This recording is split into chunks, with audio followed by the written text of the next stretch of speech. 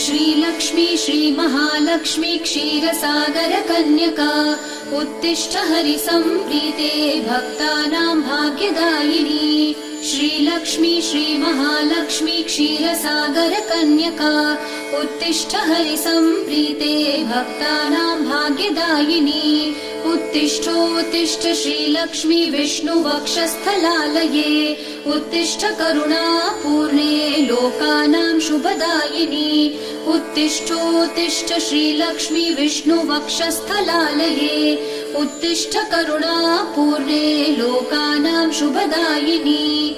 श्रीपद्ममध्यवसिते वरपद्मनेत्रे श्रीपद्महस्तचिरपूजित पद्मपादे श्रीपद्मजात जननी शुभपद्मवक्त्रे श्रीलक्ष्मी भक्तवरदे तव सुप्रभातम्।